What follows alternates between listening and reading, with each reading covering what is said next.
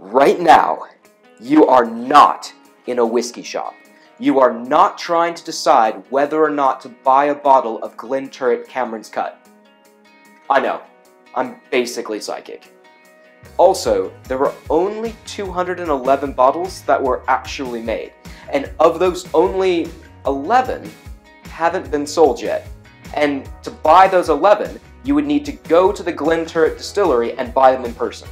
So your likelihood of getting a bottle of Glenturret Cameron's Cut, basically negligible. The only way you could get a bottle would be, I don't know, if we did a monthly competition with Dream Whiskies and the whiskey for May 2018 happened to be a bottle of Cameron's Cut. Oh, well, I guess you could get a bottle then. If you're new to our channel, we post new whiskey videos every week. We do reviews, whiskey information, and monthly competitions. If you haven't subscribed, just click the button and ding the bell so you know when we put out a new video. In this video, we're going to try a measure of Glenturret's Cameron's Cut. I can't wait. One of the things I like the most about whiskey is the story and the history behind what's in the bottle. The thing I like the most is actually drinking it, obviously. But it's nice to know the history and the story so you have something to talk about when you're drinking it. And with Glenturret, there is a lot to talk about. There was an illicit distillery on the site where Glenturret stands today that started in 1775. That makes Glenturret the oldest distillery in Scotland. John Drummond got the first license to distill at the Hosh, which isn't what you think it is. Don't hassle the Hosh. In 1818. He distilled until 1842 when he went bankrupt. The Hosh was then sold to John McCallum, who also went bankrupt. It then passed on to Thomas Stewart, who changed the name from the Hosh, probably not because of those associations, to Glenturret. Glenturret was actually the name of a distillery right around the corner, and that distillery had gone bankrupt. You might detect a small pattern here. After all of those bankruptcies, the revival of Glenturret happened about 100 years later when James Farley took over operations in 1957. He revitalized the distillery by bringing in old second-hand distilling equipment.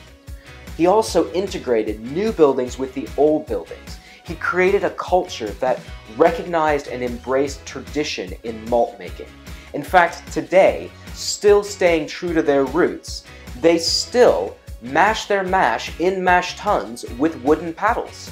The Beatles fight these battles in a bottle with their paddles, and the bottle's in a poodle, and the poodle's eating noodles. They call this a muddle, puddle, tweedle, poodle, beetle, noodle, bottle, paddle, battle. That's unique.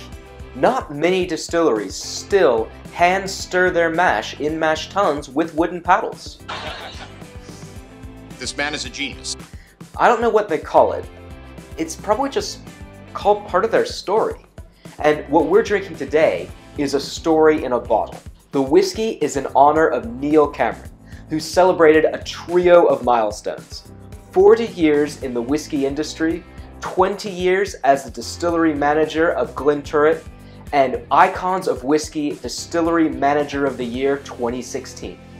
In 1990, he was a trained stillsman. He didn't have any badges. I don't have to show you any stinking badges. But he did have a general certificate in distilling. He joined Highland Distillers, which later became the Erdinger Group. His first job was managing a warehouse.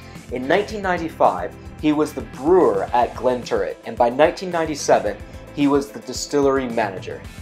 Now, let's raise a glass of Neil's dram to Neil. On the nose, it's light, it's floral,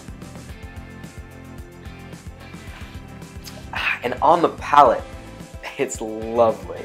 The alcohol is really well integrated. It's an off-dry whiskey. There's a lot of cereals, a lot of nuts in it, but maybe just a bit of honey. It's light to medium bodied, but what really stands out to me is the finish. It goes on for a really long time, and it's nice, it's warming. This is a fantastic whiskey. And I have to say, it is a fitting tribute to a fantastic man who's dedicated his life to whiskey. Now, this whiskey was actually laid down in November 20th, 1987. So that was before Neil Cameron actually started working at Glenturret. But 1987, it's the year that a very special member of the community died. And that's Towser the cat. Towser is not just any cat. Towser is a Guinness Book of World Record holding cat. She killed, in her 24 years of life, 28,889 mice. That's a lot of mice.